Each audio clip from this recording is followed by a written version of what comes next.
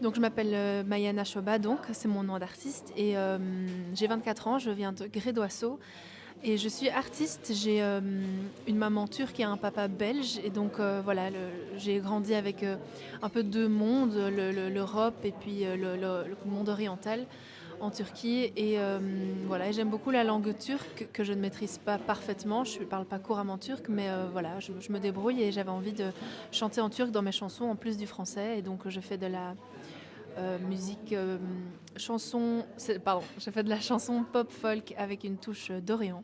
C'est comme ça que je la nomme parce que c'est important de catégoriser pour donner un peu une idée aux gens de ce que je fais. Et donc voilà, j'ai toujours fait de la musique. J'ai commencé quand j'avais 6 ans par du violon et puis le chant, le piano et la guitare, tout a suivi. Et le violon, j'ai arrêté par contre. Voilà, ça fait 5 ans que j'ai mon projet. J'ai sorti 2 EP. Et voilà. Donc mon dernier single qui s'appelle Les Mains, en réalité c'est un texte que mon arrière-grand-mère avait écrit, donc un texte en français qu'elle a écrit et que j'ai retrouvé dans un recueil de poèmes qu'elle a sorti en 1994.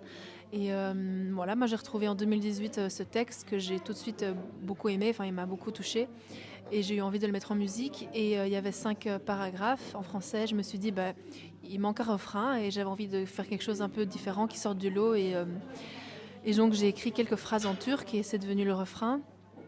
Et voilà, donc c'est un morceau qui existe depuis 2018 et qui est présent sur mon deuxième EP En Chemin qui est sorti en 2020, juste avant le confinement. Et voilà, même 1 an et demi après, 2 ans après, j'ai eu envie de le ressortir en single parce que c'est un morceau qui me plaît beaucoup et j'en avais envie d'en faire un clip, quoi. Ça me tenait à cœur.